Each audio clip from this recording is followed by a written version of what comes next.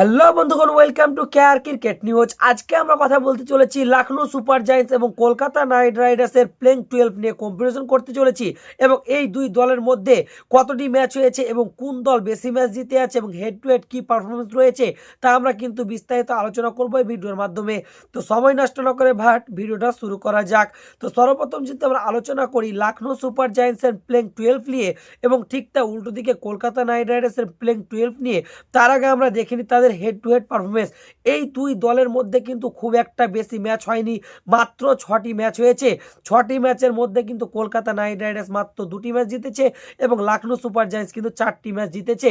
তো এখান থেকে বুঝতে পারছো হেড টু হেডের দিক দিয়ে কিন্তু কিছুটা না হলো এলএসজি এগিয়ে রয়েছে।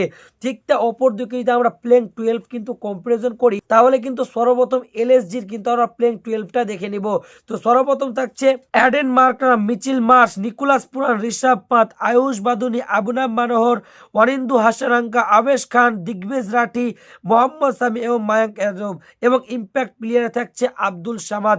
এই মোটামুটি কিন্তু সহমত কিন্তু আমার ওপিনিয়ন ভাবে কিন্তু 2026 মরশুমে এলএসজি কিন্তু এই প্লেইং 12টা নিয়ে নামতে চলেছে। অপর দিকে যদি আমরা কলকাতা নাইট রাইডার্স অর্থাৎ 6টি ম্যাচের মধ্যে যে 2টি ম্যাচ জিতেছে, এই 2026 মরশুমে এলএসজি থেকে কি ভালো স্ট্রং প্লেইং বানিয়ে পেরেছে তা আমরা এক নজরে দেখে নিব।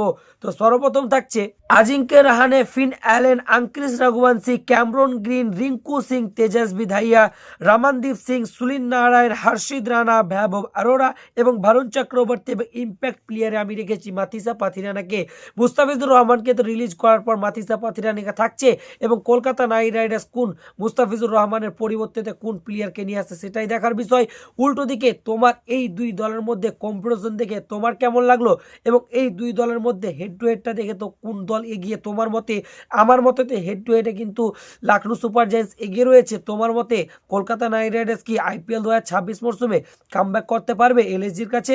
তোমার কি মনে হয় অবশ্যই কমেন্ট বক্সে লিখে জানাও। আর হ্যাঁ, এই ভিডিওটা লাইক এবং শেয়ার করতে ভুলিও না। আর আমাদের ফেসবুক পেজ থেকে দেখে থাকলে অবশ্যই এই ভিডিওটাকে ফলো দিয়ে যান এবং ছোট্ট একটি কমেন্ট করে যান। তো দেখা হচ্ছে নতুন অন্য কোনো ভিডিওতে।